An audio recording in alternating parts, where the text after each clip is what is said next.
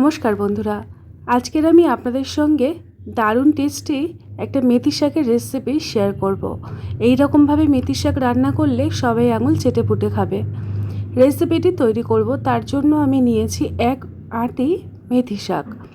আমি এখানে আমার প্রয়োজন মতো নিয়ে নিয়েছি। এবারে মেথি শাকগুলোকে একটু বেছে নিতে হবে। অনেক সময় দেখবেন মেথি শাক ছাড়াও অন্যান্য শাক ঢুকে থাকে। আর এখানে দেখুন আমি মেথি শাকের শিকড়ের দিকটা বাদ দিয়ে এই ডগার দিকটা নিয়ে নেব। একই রকমভাবে দেখুন আমি এগুলোকে কেটে রেডি করে নিব। আজকে মেথি শাক রান্না করব এই ডাঁটা সমেত। এই রকমভাবে একবার রান্না করে দেখবেন, বেশ ভালো লাগে খেতে। এবারে একদম ছোট ছোট করে কুচিয়ে নেব। রেসিপিটি প্রথম থেকে শেষ পর্যন্ত দেখে যদি ভালো লেগে থাকে তাহলে লাইক এবং আপনার মতামত জানিয়ে পাশে থাকবেন। মেথি শাকগুলোকে এই রকমভাবে কেটে নিলাম। এবারে ভালো করে ধুয়ে জল ঝরিয়ে একটা প্লেটে নিয়েছি। এবারে মেথি শাকের সাথে আমি একটা আলু আজকে ব্যবহার করব। তার জন্য দেখুন আলুটাকে ছোট ছোট করে কেটে নেব। খাই খাই অনুর রান্নাঘরের প্রত্যেকটি রেসিপি হয় সহজ, সরল আর সাধারণ। রেসিপিটি দেখে যদি ভালো লেগে থাকে তাহলে অবশ্যই করে একটা লাইক দিয়ে দেবেন আর একটা আপনার কমেন্টস জানিয়ে আমার পাশে থাকবেন। এই দেখুন আলুগুলোকে এরকম ছোট ছোট করে কেটে নেব। প্রত্যেকটা আলু কেটে রেডি করে নিলাম। এই দেখুন আলুগুলোকে ভালো করে ধুয়ে নেব। আর আলুর সাথে ব্যবহার করব বেগুন। আমি নিয়েছি একটা এরকম ধরনের বেগুন।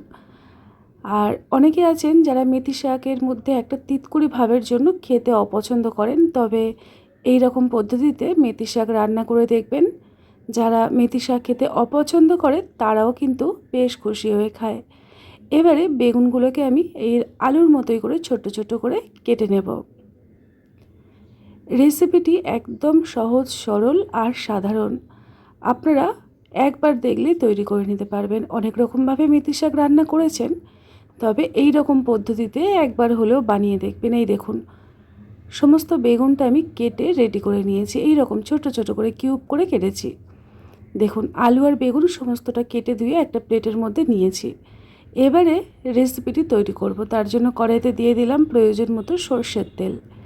আজকের আমি রান্নাটা সর্ষের তেলে বানিয়ে নেব। তেলের মধ্যে দিয়ে দিলাম অল্প একটু লবণ, দিয়ে ভালো করে এইভাবে তেলের সাথে নাড়িয়ে নিলাম। এবারে প্রথমে আমি দিয়ে দিচ্ছি এখানে বেগুন।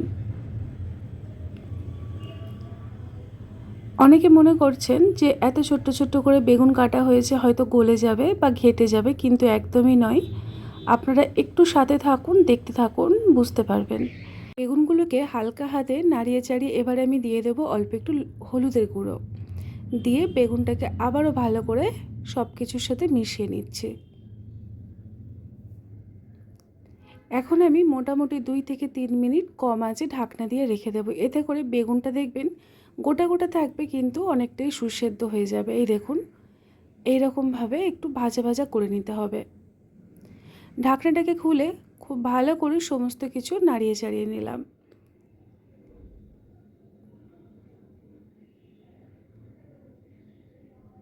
একটু হালকা হাতে নাড়িয়ে চাড়িয়ে নিলেই দেখবেন বেগুনগুলো গলে তো যাবে না, এইরকম গোটা গোটা থাকবে। এবারে সমস্ত বেগুনগুলোকে কড়াইয়ের থেকে তুলে আলাদা একটা পাত্রে রেখে দেব। দেখুন বেগুনটা আমার ভাজা হয়ে গেছে। এবারে কড়াইটা পরিষ্কার করে প্রথমে কড়াইয়ের মধ্যে দিয়ে দেবো মেথি শাক, যেটা আগের থেকে কেটে ধুয়ে রেখেছিলাম। মেথি শাকটাকে দিয়ে একটু ওপর নিচ করে নাড়িয়ে দিচ্ছি। এখন আমি এর মধ্যে দিয়ে দেবো স্বাদ মতো লবণ। বেগুন ভাজার সময় লবণ ব্যবহার করেছিলাম, তাই ভেবেচিন্তে লবণটা ব্যবহার করতে হবে। অল্প একটু লবণ দিয়ে শাকগুলোকে নাড়িয়ে চাড়িয়ে ঢাকনা দিয়ে কম আছে মোটামুটি 2 থেকে 3 মিনিট রেখে দেব। তারপরে ঢাকনাটাকে খুলেছি, দেখুন কতটা পরিমাণে জল বেরিয়ে এসেছে। আর শাকটা কিন্তু খুব সুন্দরভাবে নরম হয়ে গেছে। দেখুন অল্প একটু হয়ে গেছে। এবারে জলটাকে একটু সময় নিয়ে শুকিয়ে নিতে হবে, যেন শাকগুলো ঝরঝরে থাকে। এইরকম করে নিতে হবে। এই দেখুন জলটা একদম শুকিয়ে এসেছে আর শাকটা ঝরঝরে হয়ে গেছে। এবারে আমি শাকগুলোকে তুলে আলাদা একটা পাত্রে রেখে দেব। যে কোনো সহজ সরলভাবে রান্না করলেই দেখবেন রান্নাবান্না দেখতেও ভালো লাগে, খেতেও কিন্তু খুব ভালো লাগে। এই দেখুন বেগুন আর শাকটাকে রেডি করে নিলাম। এবার কড়াইটা পরিষ্কার করে কড়াইয়ের মধ্যে দিয়ে দিলাম 2 থেকে 3 চামচ পরিমাণে সর্ষের তেল। তেলটাকে গরম করে ফোড়নে দিয়ে দিলাম কাঁচা লঙ্কার কুচো আর দিয়ে দিলাম অল্প একটু কালো জিরে।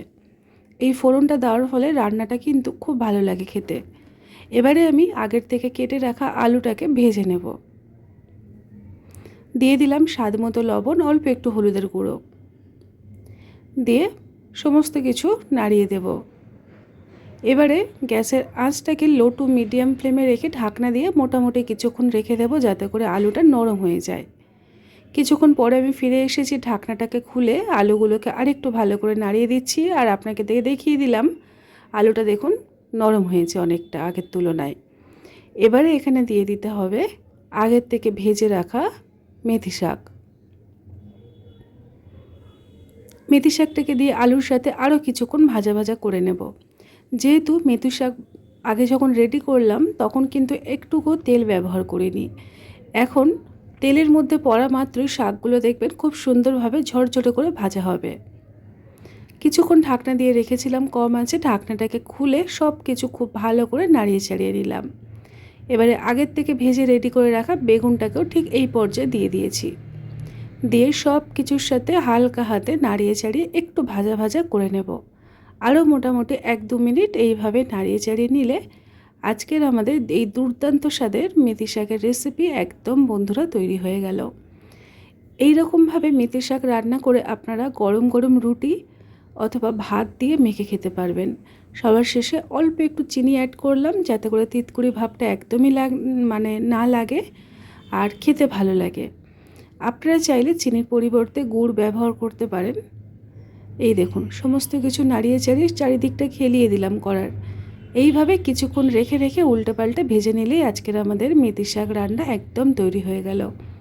দেখুন কতটা ঝরঝরে হয়েছে। এবারে গরম গরম একটা পাত্রের মধ্যে আমি সার্ভ করে নিচ্ছি। তো বন্ধুরা আজকের আমাদের মেথি শাকের রেসিপিটি একদম তৈরি হয়ে গেছে। আপনাদের কেমন লাগলো? যদি ভালো লেগে থাকে তাহলে লাইক আর সাবস্ক্রাইব করতে একদম ভুলবেন না।